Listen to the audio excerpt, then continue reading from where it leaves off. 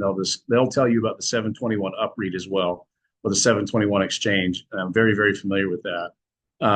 Morgan Stanley just recently got access to some of these, but they've been around for over 20 years.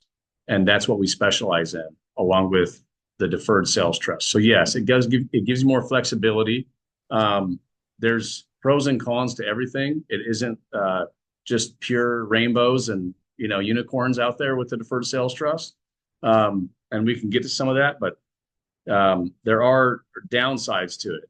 One of the biggest downsides, in my opinion, looking at estate planning benefits, when you do a 1031 exchange, your beneficiaries inherit it, get a stepped up cost basis. They can sell, pay no tax.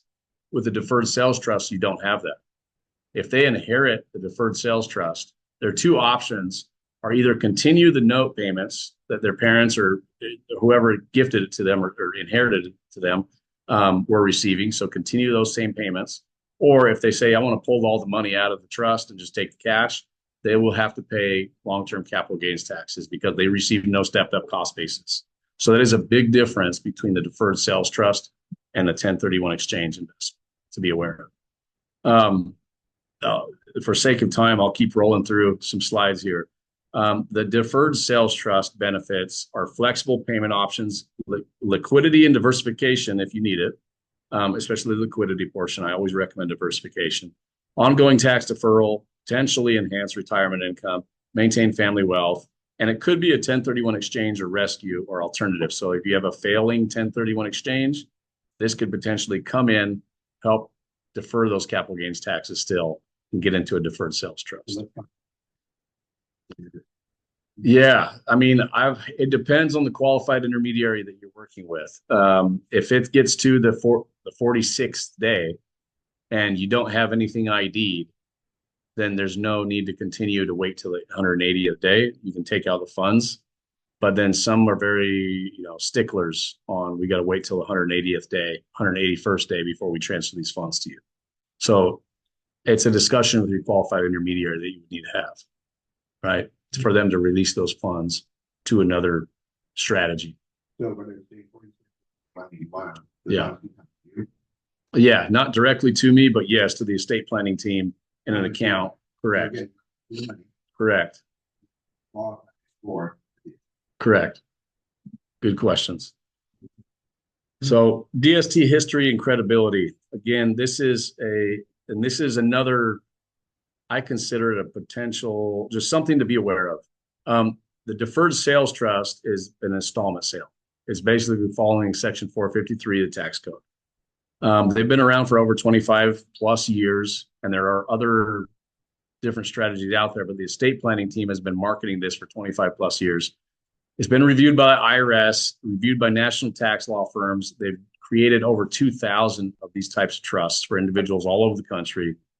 It has been audited about 12, 13 times by the IRS. Estate planning team will back your audit at no expense, no fees, no nothing, and help you through the audit process if you are ever audited for any reason.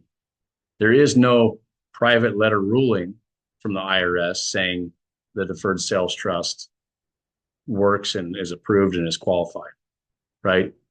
But through their experience and their history, it has definitely worked many, many, many, many times, right?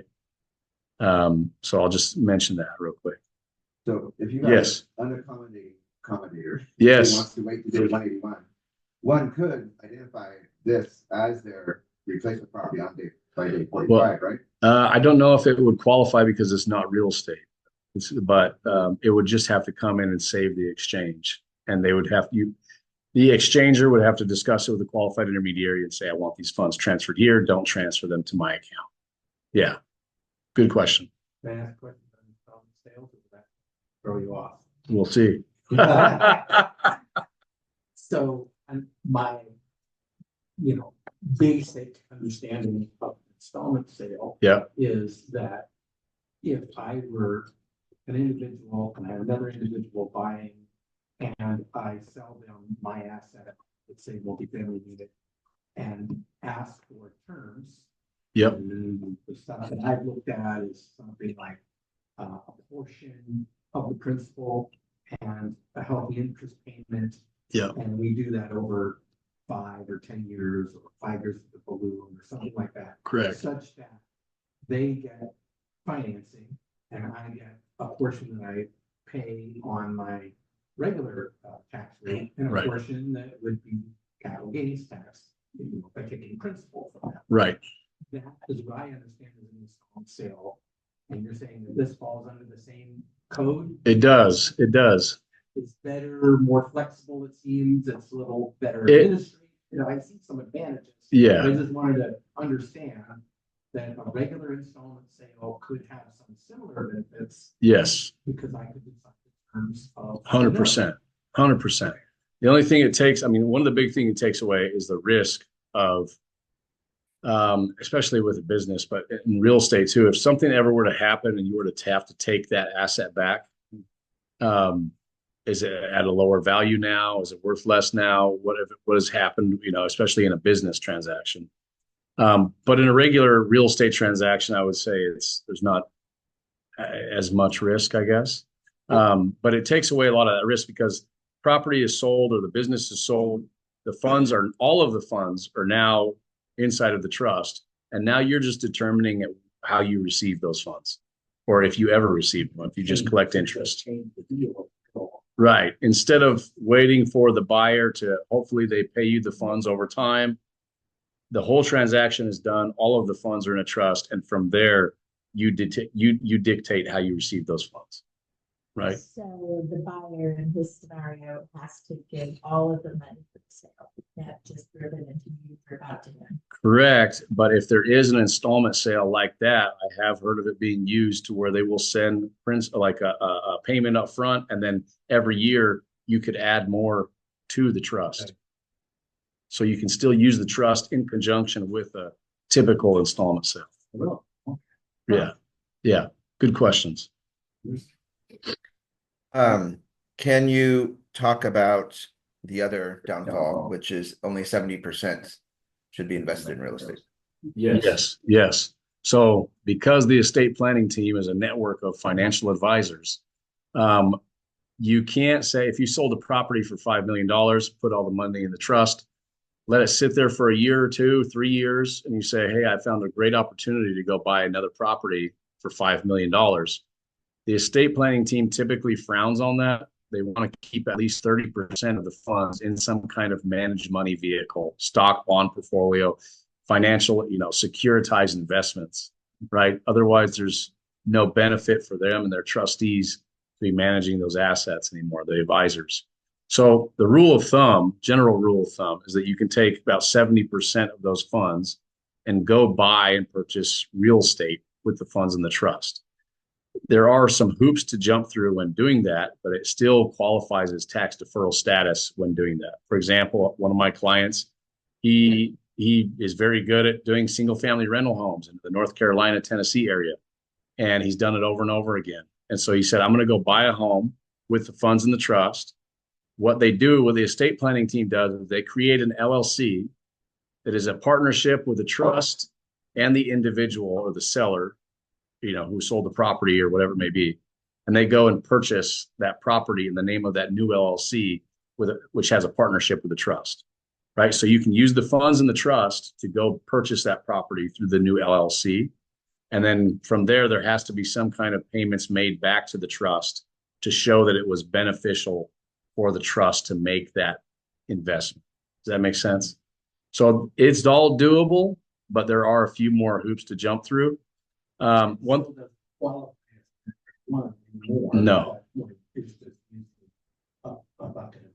Yeah. It's your war chest. It's your war chest now to figure out what you want, and there's no timelines. And most banks are able to lend on this vehicle, right? Mhm. Funds. Yeah. And the only thing I'll mention, you may say this all sounds way too good to be true or whatever you're thinking, I don't know, but I mentioned the estate planning side of it. You don't get the stepped up cost basis. Another thing I'll mention is fees as well with the deferred sales trust. You'll pay about 1.25% to 1.5% up front the minute you close and the funds go into the trust. That will go to estate planning team's tax attorneys for setting up the structure, creating the trust, helping facilitate all this.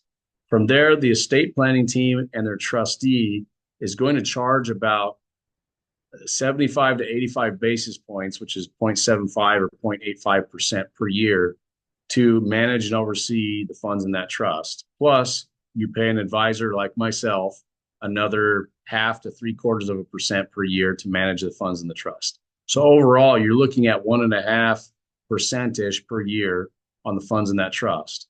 So it's just something to consider. The other thing is you're going to receive or you're going to pay a tax return on that trust every single year. So you're going to have to pay for that tax return to be completed and sent to you. There's just small fees like that. And if you do make a change to the structure of the note, you say, hey, I want to pull out $100,000 and let's restructure this note or change it from a 3% distribution to now 5%. The attorneys can do all that, but they will charge you a fee for doing all that. So there are fees involved to be aware of. It's not just as simple as having a brokerage account that you can make quick changes to, right? You have to work with a third-party trustee on everything that you do. So there's a little bit complicated, but it is most definitely doable and a great solution for the right person, right? And speaking of right person, Dylan, you've generally recommended you should have a $400,000 capital gain before entering into a vehicle like this. Is that roughly? Yeah. But the rule of thumb I hear from the trustees at estate planning team, which they have about 13 of them throughout the U.S., is 500,000 in capital gains. And the other tidbit of information they want is about $1 million transaction overall. So at least $1 million transaction, at least $500,000 of capital gains. That's when it starts to make more sense. It doesn't make sense so much with selling a single family rental for 500,000. You have 200,000 of gains, right? It's more for larger transactions, generally speaking. And then Dylan, we have a question from the audience. Can a DST be utilized in a similar fashion that a reverse 1031 exchange would be utilized? So can you sell your asset or buy your replacement asset first before selling your downline? I haven't heard of it being used in a reverse like that. Yeah, good question. But I haven't, I'm not familiar with that. I can double check on it, but I couldn't speak to it. I've never thought of that. Yeah, it's a good question. Any other questions right now, or you want me to keep moving? Yeah. Okay. So what makes the DST an attractive alternative to the 1031 exchange? If everybody here is pretty familiar with 1031 exchanges, you don't have to face the timeline restrictions like we discussed, 45 days and 180 days. You can wait for the best investment opportunity instead, right? And maybe wait a year or 2 years and go find an opportunity to buy, a nice property. It doesn't have to be like kind property. It can be invested in just about any kind of securitized investment, even outside of that. Could be real estate or a business. So virtually almost any kind of investment out there. The only thing I would say is I've had some unique situations where a client said, hey, I want to take out 50,000 and invest it into this new liquor vodka brand that my friend, who's very famous, is opening up, and blah, blah, blah. As long as they discuss that with the trustee and the trustee signs off on it and says, okay, I can see how there's some real potential, this is real investment, then we can do that. But if it's something crazy out there, they're not going to just say, yeah, well, sure, here's your money, go do whatever you want. It has to be some kind of benefit to the trust, and it has to be a real investment opportunity. So again, you will be working with a third-party trustee to approve everything. Outside the United States? I haven't come across one of those yet, but that's a great question. I can double check on it. Yeah. What about crypto? I believe if you want to discuss that with a trustee, I bet they would let you do it. It would be considered an outside transaction, but I don't see why they wouldn't let you do that. So the DST process, if anybody is interested in taking a look at it for your situation, we do the DST discovery call, or deferred sales trust discovery call. We can hop on the phone with the tax attorney at the estate planning team, along with one of their trustees and myself, walk through your situation, see if it makes sense. If it is suitable, we can work with the client. They can draft all of the agreements that you would need if you have a buyer for your property or your business or whatever you're selling. They will help you draft all the agreements, give recommendations on verbiage, etc. And if at the day you close, you say, you know what, I've decided not to use it, you don't owe anybody a dime. right? So they'll get it all set up for you. The only time you pay anything is when you close and the